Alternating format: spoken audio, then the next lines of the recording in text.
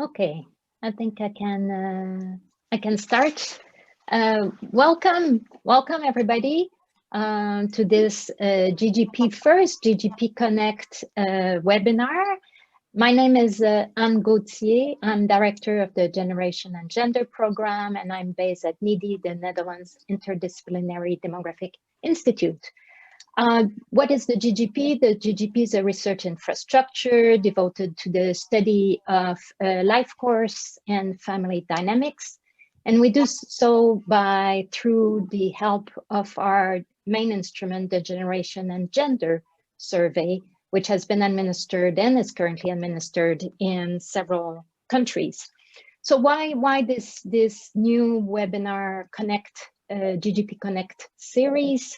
It's basically to showcase the work that is being done by our national team with the spirit of sharing insights, experience regarding this new round of data collection.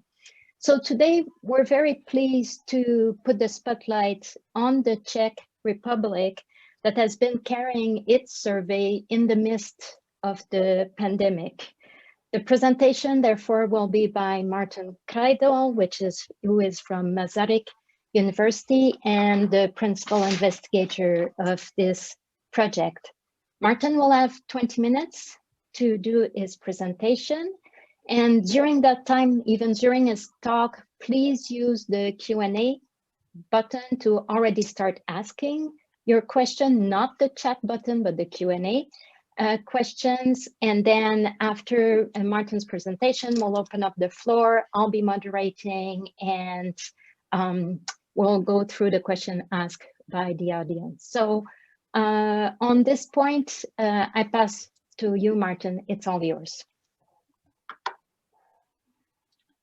Thank you. I'm really excited to be here to tell you more about how the GGS data collection has developed so far in Czechia. I want to highlight some of the unique circumstances that we are facing here, and describe some of the modifications of the original survey plan that were required in response to that pandemic situation. I also want to comment on some, let's say, more general methodological issues that are especially related to the length of the questionnaire. As I will explain in a moment, the Czech GGS was and is going to be somewhat unique among all the other surveys, because there was a relatively large number of country-specific items added locally, which is something that the other countries will probably not be permitted to do, at least not to the same extent as we were.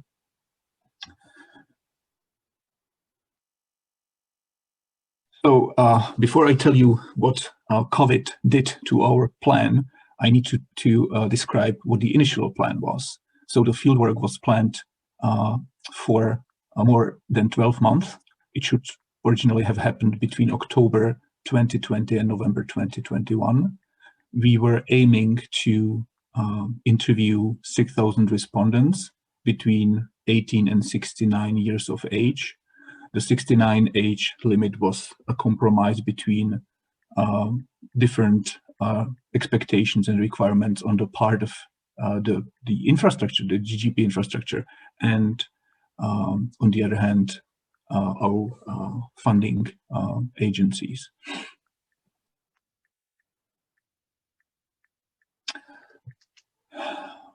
We were going to sample respondents using a multi-stage probability procedure.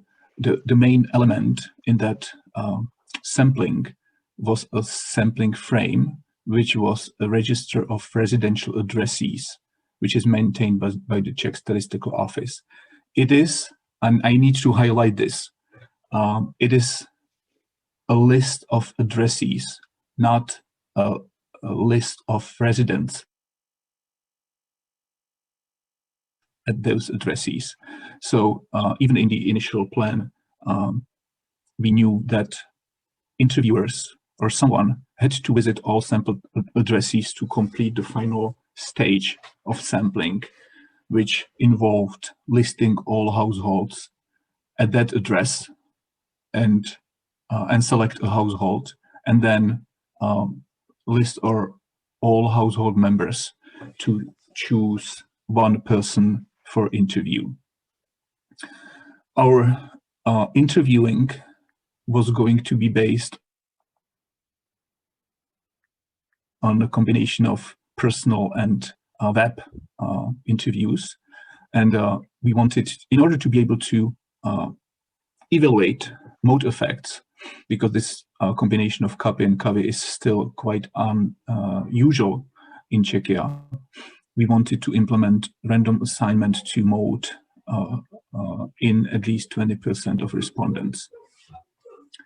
And the remaining 80% were going to be offered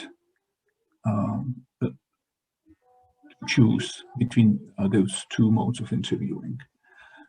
I also need to tell you a few words about the financial arrangements, because those clearly at some moment impacted what we were able or required to do.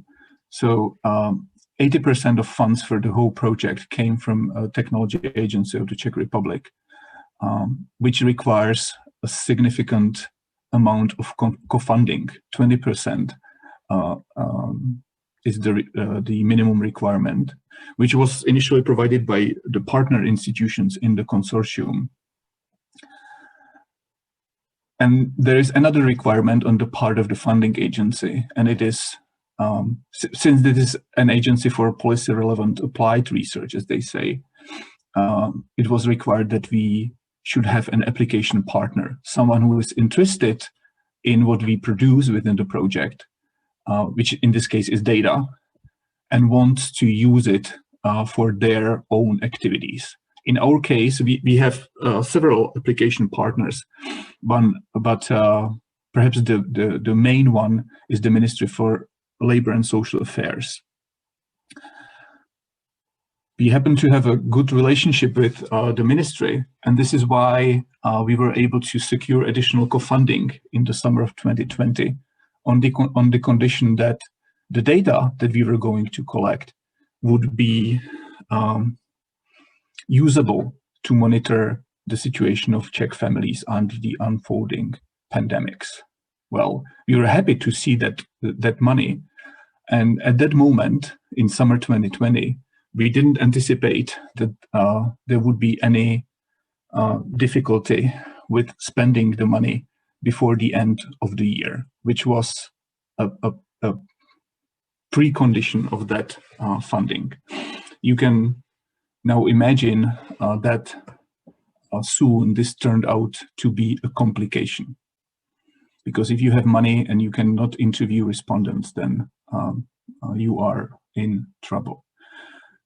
So this is about the money. The questionnaire itself, as I said, contained quite a large country-specific items that were added especially to the sections on work, care, and attitudes. This was mostly added to satisfy our funders' interest in specific areas. This, of course, from the perspective of other countries participating in the GGS, raises an important methodological question, which is whether or not the length of the questionnaire impacts participation or completion rates. So I will tell you something about that as well. So that was the initial plan, and then things changed fairly quickly and radically in October. I said earlier that we wanted to start interviewing in October. We didn't start on October 1st, but we're about to get into the field at the end of October. But then the second lockdown came. At that time, the situation was deemed rather difficult with the cumulative number of coronavirus infections topping 200,000 individuals. Well, we didn't know that it was going to be much worse in half a year. Now it's over 1.5 million in a country with the total population of 10 million people. Well, so there is the second lockdown, and essentially it meant that free movement of people and social contacts of various kinds were either directly prohibited or strongly discouraged. Some kinds of economic activity were permitted, and interviewing from the purely legal point of view was a borderline case because it is an economic activity. Certainly for some of the interviewers, it is their main activity even. But even given that legal interpretation, we felt that practically it was unfeasible. It was simply deemed impossible to interact with people in private households or somewhere. So we had to change the plan. So the new plan dropped the idea of personal interviewing completely. So it was only Kavy. And we decided to recruit respondents via snail mail, as I say, the regular post. But since, so point number one, there is no register of email addresses for citizens, so that electronic recruitment was not possible.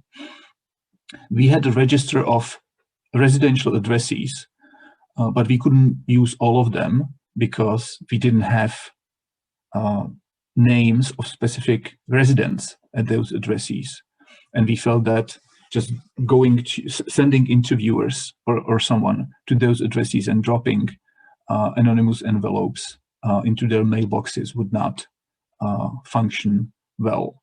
So at that moment, we decided to retrain interviewers to search other public sources, publicly available databases and registers to locate names of specific residents at addresses in our sample. We use different sources, but especially the so-called municipal cadastres, that is registers of property owners, turned out to be a very valuable source. But by using that, of course, we faced and are still facing a significant bias towards owners as compared to renters at those specific addresses. We didn't know how well this method would work, so we decided to test it on a subsample of addresses. In our initial sample of addresses, we had over 21,000 addresses, and we chose 3,000 to see how far we get. So we found some names for about 70% of addresses. So we were able to mail invitations through regular post in November. And then we waited for people to get back to us. Someone in the household had to take initiative and contact us saying, yes, we are interested in participating. And they typically did it through telephone or email. And in interacting with them, we were able to list household members and choose a respondent for the interview.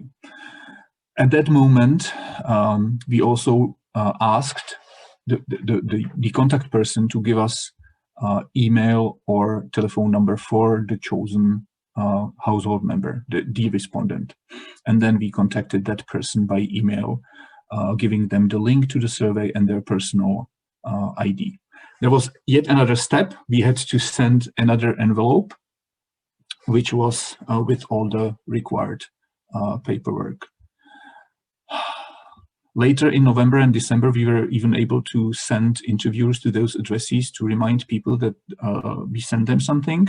But even with that intervention at the doorstep, this method of of recruiting people was very inefficient. Within 2 weeks, we were able to obtain 40 completed interviews, which was very, very slow. This is a breakdown of the codes for responses at those different addresses. The most important entries are the third lines at the very bottom of this table. At about 26% of addressees, we obtained a promise that someone would participate, and then there are soft and hard refusals. Hard refusal being simply people saying that they do not want to participate in any survey, whereas soft refusals made various excuses such as "I don't have time, it is not convenient," and etc. etc. So the efficiency of that recruiting method was not very good. This is how quickly or slowly we were able to engage respondents in time. It starts in late November, and this is not. This graph doesn't show completed interviews, but simply the number of respondent ID numbers that were entered into the system.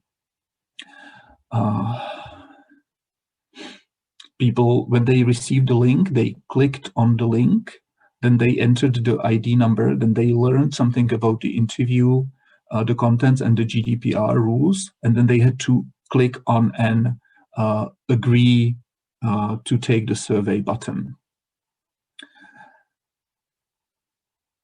Any ID that was entered into the system is portrayed here, and so you see that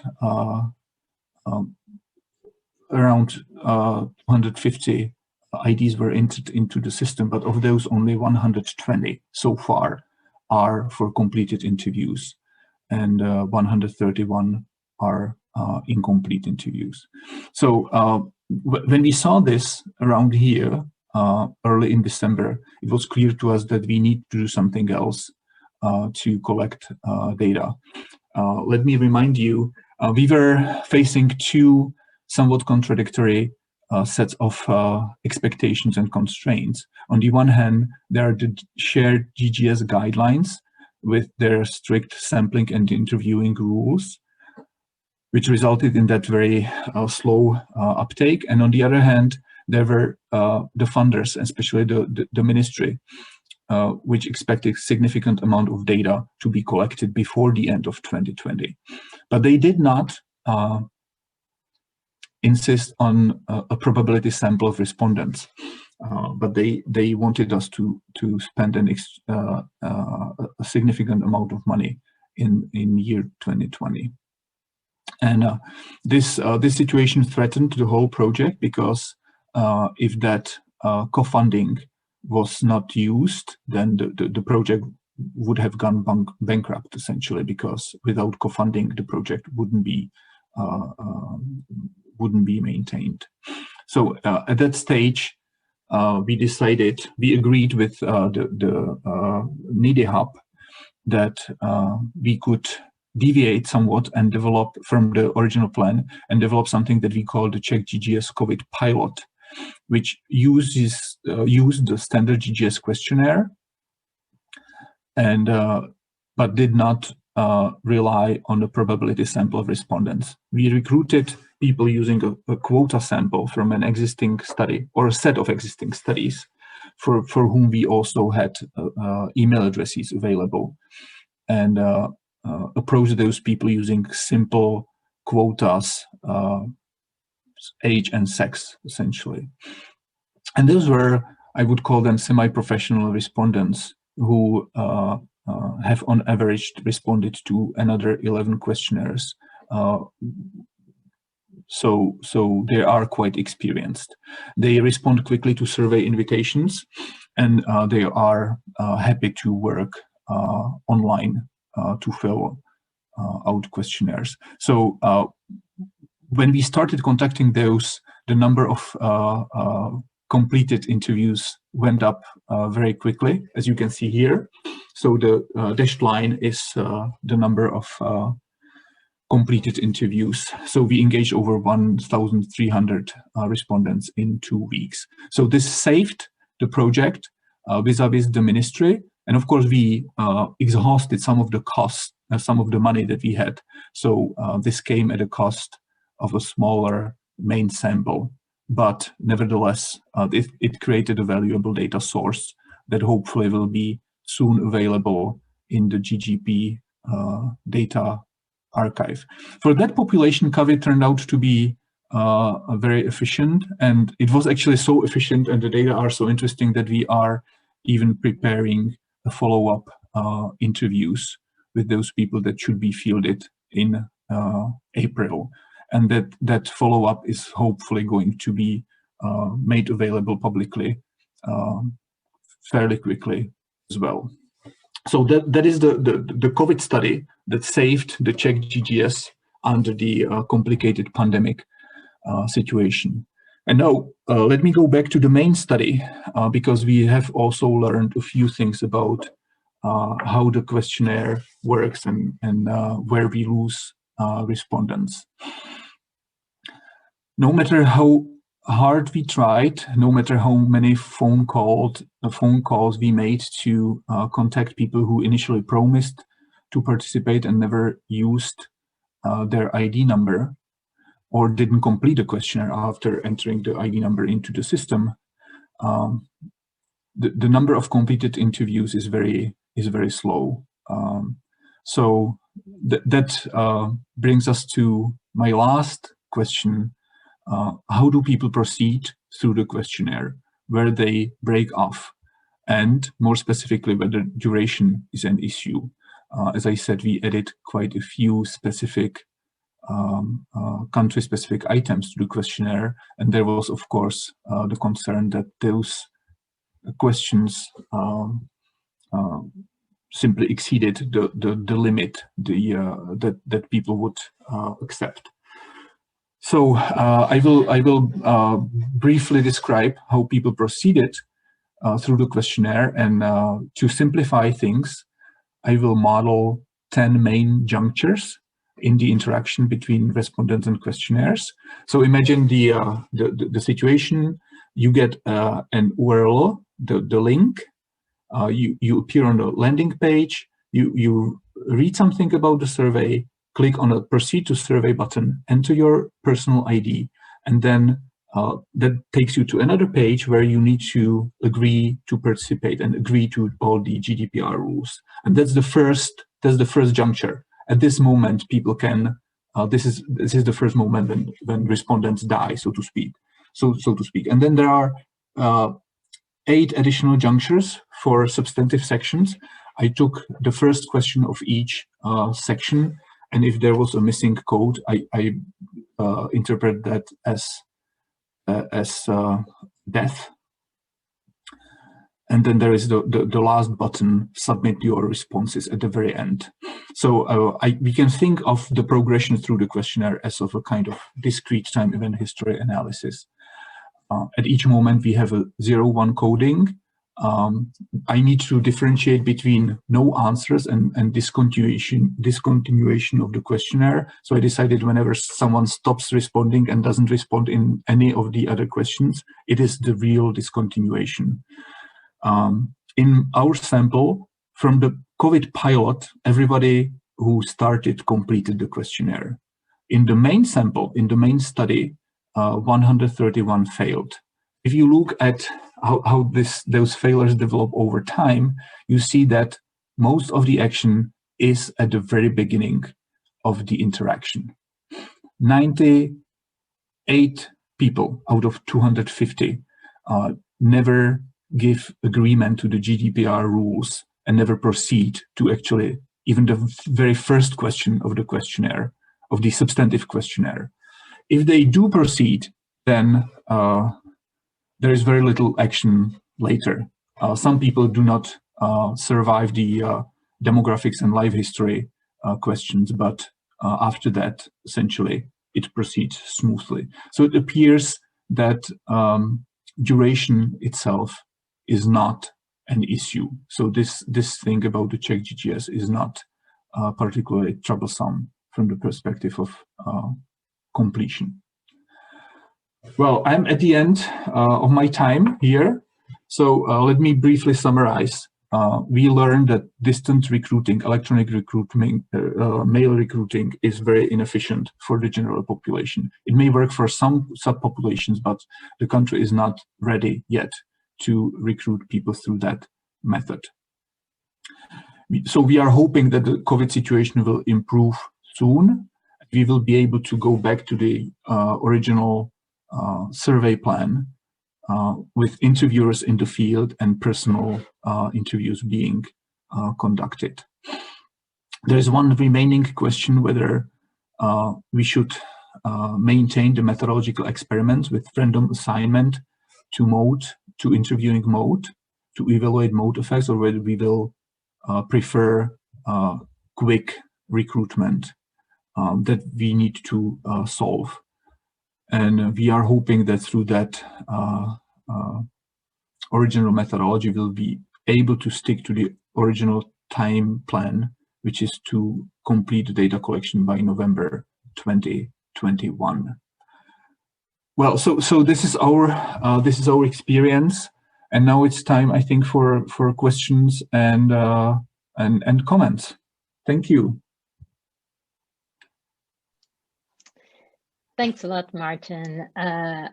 Thank you for your presentation. I particularly appreciate not only the insights that you provided, but the honesty of showcasing all the difficulties that you had and the flexibility of working through these difficulties. So I think this is great. I think initially from our side in the Central Hub, when we were seeing you coming up with new ideas, new sampling ideas, each time we were holding our head and say, oh my God, what is he doing? But ultimately you prove that there was the possibility and a great opportunity to come up with that pilot sample with, as you say, with so-called professional respondent, but still I think it'll be fascinating to see your results. So I don't want to take more time here. So participant in the audience, and I see that there's a lot of you there. We have 50 people following right now. You can post your question, type them in the Q&A, or you can use the raised hand answer if you want to ask a question live. On my side, I don't see questions in the Q&A. Question, anybody? Yes, there is one here coming from Norbert Neuwirth from Austria. Martin is asking regarding your Kaplan-Meier survival states or analysis. Did any of the respondents who refused to answer one of the question resurrect, came back in respect to the following items checked? Yes, they did, but not many of them. So it was less than 15, if I remember correctly. So there was a fairly consistent pattern that people who wanted to participate participated and didn't avoid questions throughout, and people who were simply bored or unhappy with the questionnaire decided not to continue and simply discontinued. So skipping questions was very uncommon. Okay. Second question from Isabella Buber-Essner, also from Austria. What's the age range of the respondent in the COVID sample? Because you said you stratified it by age and sex. Yes, the age range for the COVID sample was the same as was planned for the main study, so 18 to 69 years. Okay, thanks.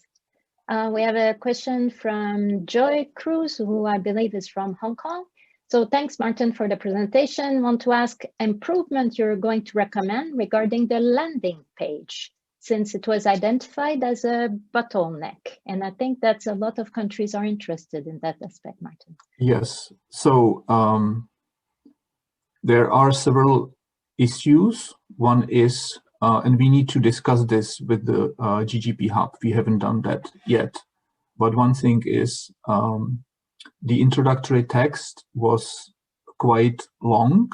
So on some screens, especially on smaller notebooks and tablets, when you land on the page, you do not see all the text, and especially you do not see the proceed to the survey button, which is now hidden at the end of the page. So the kind of redesign that I have in mind is to move some of the logos down and shorten the introductory text so that when people land there, they can immediately identify the button that takes them to the survey. The other thing is the landing page shares some features with the general GGP web page, especially at the very top. It also has a button to take GGP data users to the user space.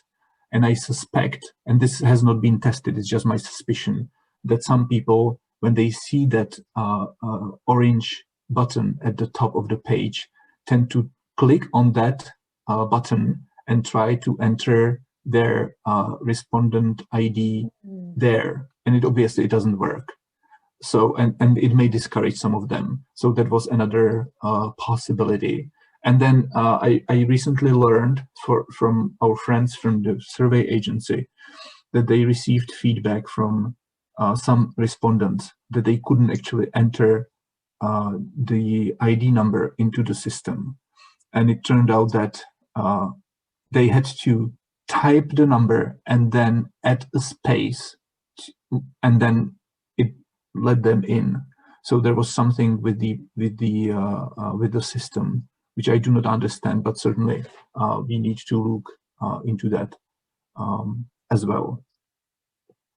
Great. I don't think there is one thing, the GDPR information, which may be repelling people, but that is something that we cannot change. I mean, that's a legal requirement. So some of the bottleneck is going to remain.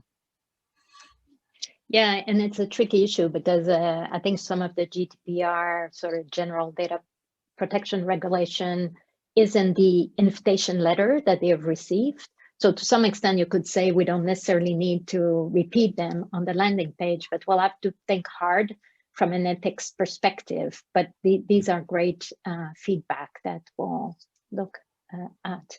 We have another question, and this time really exciting, from Mongolia, a colleague there, asking that was there any attempt to ask for funding from the private sector?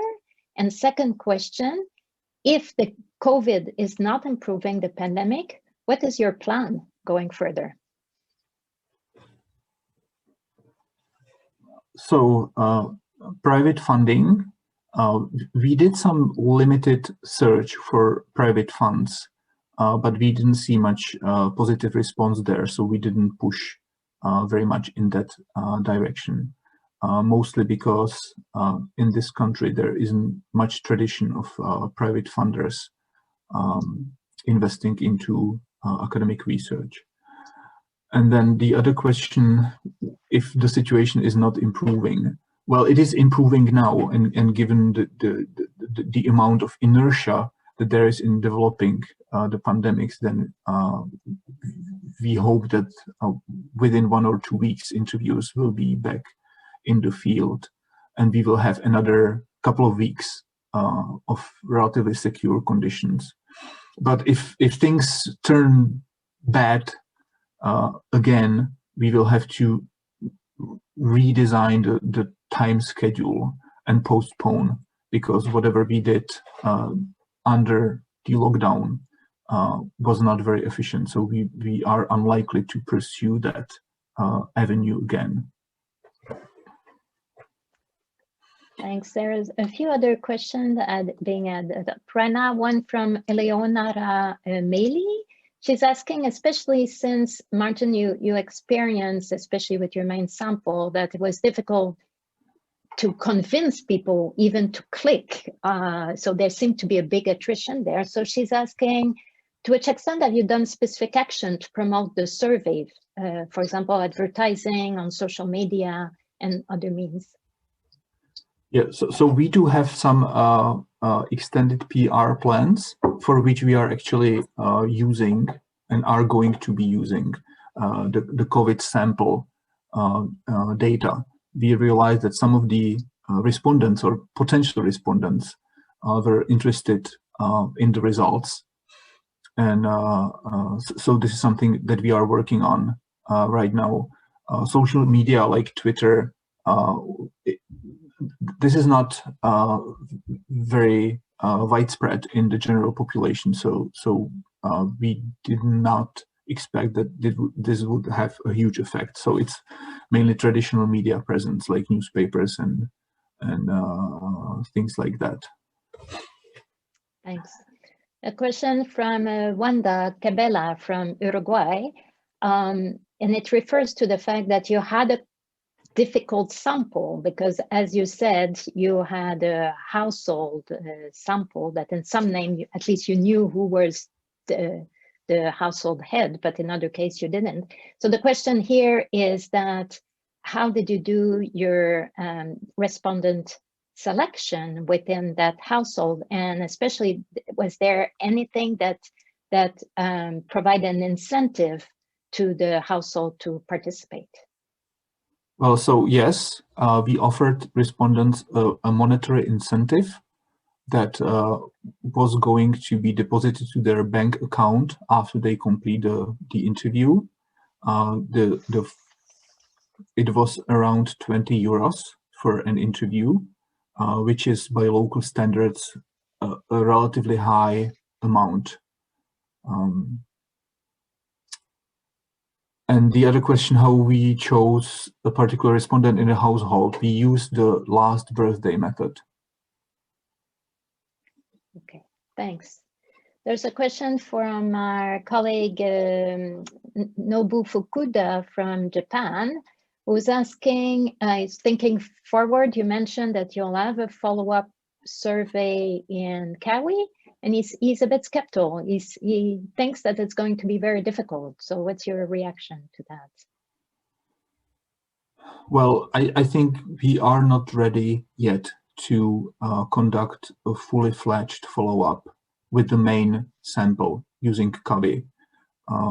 We will try to contact as many people in the future through email and invite them for a Kawi interview, but I'm quite sure, at least based on our past experience, that this will not be feasible for 100% of the respondents. So it will, in the near future, we will always have to rely on a combination of Kawi and Kapi. Thanks. Seems to be, I don't see other questions coming up in the... We have someone raised their hand. Oh, okay. Yes, thanks, Micah. Yes, we have Brianna from Southampton. Please ask your question. Hi, Martin. Can you hear me? Yes, good. Yeah, really interesting, and I'm sure many of us will be going through similar types if we are lucky enough to get funded. So I was just wondering, it seems to me in terms of the landing page and all of these procedures that there are best practices, and I've been working with my colleague Olga Maslovskaya, who has been working on the push-to-web format and online formats of collecting data. But just an idea, I just was recently contacted by the UK ONS in a push-to-web format, and what struck me was how simple everything was. I mean, I know that they had their ethics issues, but they were in more the small print. And the big print in bold was how to access, and then a very simple, there was a QR code plus a number. So I wonder to what extent you can just really trim down your landing page completely and have one box that says enter your code. That also worked recently. I had an app that was connected to the Understanding Society Innovation Panel in the UK. And we had a lot of people downloading the app. It was about 800. It was actually quite surprising. But I think one of the secrets to that was just something that was, you know, name or identification and then enter. So perhaps some of the ethical information could go on a second or a third paper or maybe a page, or maybe and about this study. That was something that we did, was we had a special box where they could go and click on the about the study, and then it gave all of the ethical information. So if you have it in the letter, plus you have it in another section, maybe that would be one way to make everything just really simple and clear. So I think that's my suggestion. But there, I can send you more information about how we collect this data in the UK and how Understanding Society has been relatively successful in doing their push to web format. Yes, thank you. That would be great. I mean, any suggestion based on experience or general methodological knowledge would be appreciated, because as you saw, it is at the very beginning when a significant amount of potential respondents are lost. Yeah, that's interesting to see. I'm very glad to hear that they didn't drop off during the questionnaire, especially the history section. That's very reassuring. No, at least not so far. I mean, it's a very small sample of potential respondents, but certainly once they started, they finished. Yeah, that's great. Good luck. Thanks. Great. Thank you, Brianna, for your intervention. We have also, I believe, Eva Beaujouin, who would like to also ask a question. So, Eva. Hi. Hello. Well, I had written the question, but thank you. That's a very interesting experience, and unfortunate, but that's really interesting to see that you tried these professional respondents. And I was wondering a bit, what's your experience with analyzing their answers, and how you think that it will be possible to generalize the results of the research of the results of the survey with these respondents? Yeah, well, Eva, thank you for the question. This is the main issue for any substantive analysis of these data. I have conducted some analyses based on this COVID sample, and so far, you know, if we talk about correlations between variables, everything looks as one would expect. So I do not see any irregular patterns or anything. But at the same time, I do have suspicions. So maybe these people are simply more active, more open-minded, maybe less impacted by the pandemics, less depressive, because they still can take initiative and participate. When I ran some simple tabulations and cross-tabulations, especially questions based on the pandemic's experience, I was surprised that relatively few of them reported any severe economic consequences of COVID. So there were only a few people who said that they lost their job because of the economic situation, only less than 5 who were forced to premature retirement. They were, I think, 3 people who said that they stopped their self-employment because of COVID. So those consequences, economic consequences of COVID were, in my view, underrepresented when I compare it to surveys, other surveys that appear to be more representative. They report higher incidences. So the representativity of the data is an issue, I'm quite sure. So I wouldn't feel very confident reporting publicly simple tabulations of what happened, but when it comes to correlations and cross-tabulations, that is associations between variables, it looked more convincing. It'll be indeed fascinating, and it could well be that when it comes to subjective indicators, there is differences because of the nature of your sample. It'll be really interesting to see if the demography, the family complexity, if you see any demographic differences on that front. So that'll be for a future webinar. Martin, I'll take the last question here, and it comes from Aliona Christi from Moldova, who asked if you had any difficulty reaching a particular subgroup of respondent, and especially your question here is about the young respondent.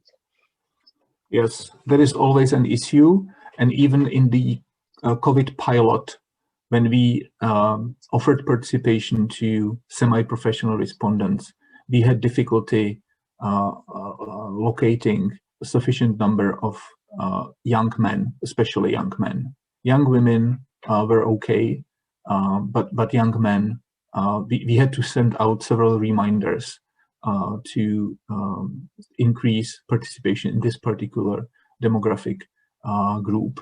And even then, we were not fully able to observe the quotas that were based on population statistics. So there is still a slight underrepresentation of very young men, that is between 18 and 29. Great.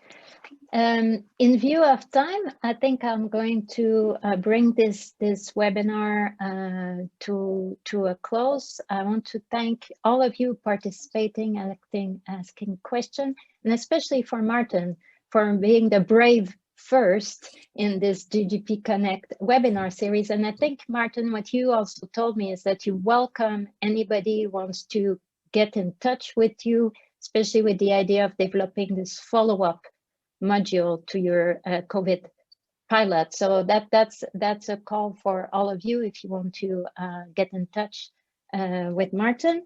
So I'd like again to thank you very much for this and publicity. We're going to run this webinar once a month.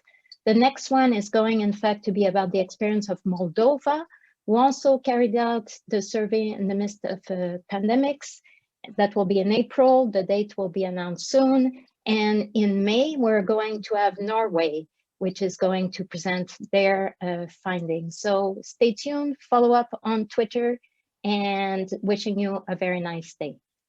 Bye, everybody. Thank you.